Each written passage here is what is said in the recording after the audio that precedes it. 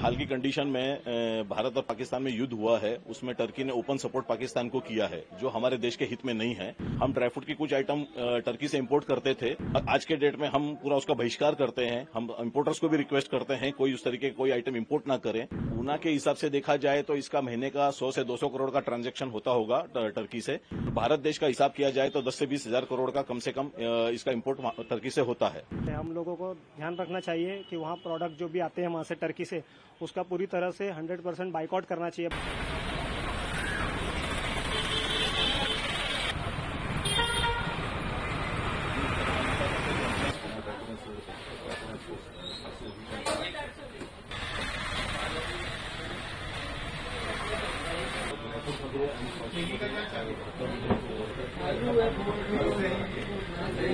जो अभी हाल की कंडीशन में भारत और पाकिस्तान में युद्ध हुआ है, उसमें टर्की ने ओपन सपोर्ट पाकिस्तान को किया है, जो हमारे देश के हित में नहीं है।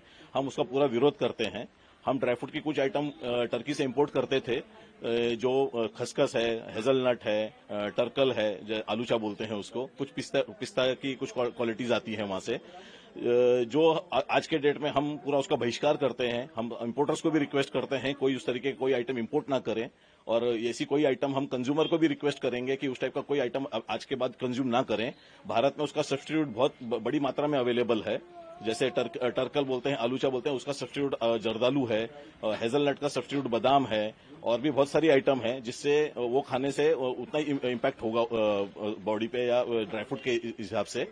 तो हम जो सब कंज्यूमर को और इंपोर्टर्स को रिक्वेस्ट करेंगे कि ऐसी कोई भी चीज का आगे यूज ना हो। इसकी कितनी खपत है देश भर में, पुणे में, महाराष्ट्र में या देश भर में?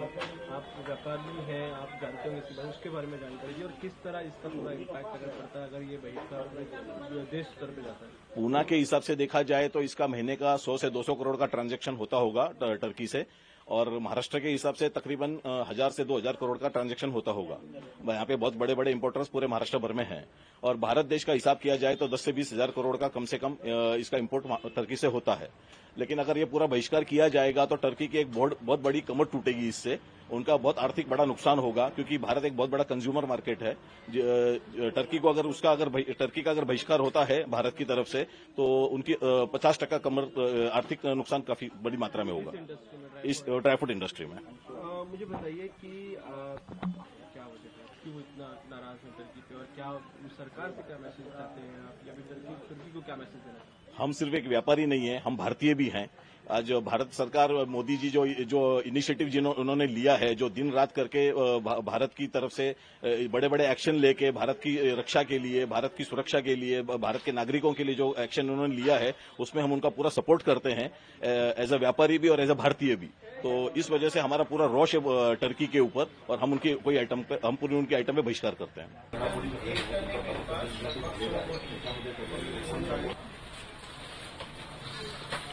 एक छोटा मगर देना क्या नाम था ऐसा व्यापारी। बट एज ऑफ नाउ जो कुछ दिनों से जो देश में चल रहा है, पाकिस्तान के जो आतंकवादियों ने हमारे जो निर्दोष लोगों को मारा है अननेसेसरी, और उसका जवाब जब मोदी जी ने दिया है अपने तरीके से और देशवासियों के भावनाओं को ध्यान में रखते हुए, जब वो सब चल रहा था पूरा दुनिया शांत बैठा था, लेकिन टर्की अननेसेसरी बीच में आया, अननेसेसरी वो हमारे दुश्मन के साथ खड़ा हुआ है। लेकिन कुछ साल पहले या कुछ महीनों ही पहले जब वहाँ तकलीफ हुआ था, जब वहाँ भूकंप आया था, तो सबसे पहले मोदी जी और भारतवासियों ने वहाँ पर डॉक्टर भेजे, नर्स भेजे, पर फिर भी वो गद्दारी दिखा रहा है और दुश्मनी निभा रहा है। तो हम एज अ कस्टमर या जो भी लोग हैं, हम लोगों को ध्यान रखना चाहिए कि वहाँ प्रोडक्ट जो भी आते हैं वहाँ से टर्की से, उसका पूरी तरह से 100% बाइकआउट करना चाहिए। Boycott is the only one thing that we can stand. Boycott आप करेंगे, लेकिन जिस तरह होगा इसका नहीं, नुकसान नहीं होगा। हम उसके वजह से दूसरी चीज है, जैसे भी आजादी के समय भी क्या होता था कि गांधी जी ने जब बोला था कि हमको बाइकआउट करना है, तो वहां पर स्वदेशी प्रोडक्ट्स होते थे बहुत सारे, जो हमारे पास ऑप्शन है। तो अभी भी जो हमारे बड़े बड़े इंपोर्टर्स है, एक्सपोर्टर है, वो हमको ऑप्शन प्रोवाइड करेंगे, और हम भी एज अ ट्रेडर, हम भी जो एज अ रिटेलर है, हम हमारे जो कस्टमर्स को है उसका बाई प्रोडक्ट्स या उसका जो ऑप्शनल अच्छी तरह से और कम रेट पर प्रोवाइड करेंगे, ताकि हमारे देश में पैनिक ना फैले और कस्टमर को तकलीफ ना हो।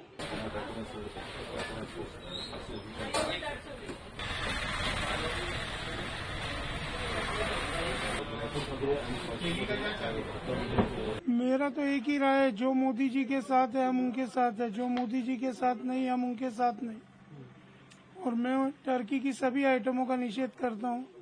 मेरे को कोई आइटम उनकी रखने में कोई इंटरेस्ट नहीं है। जो हमारे देश के साथ नहीं है, हम उनके साथ नहीं है।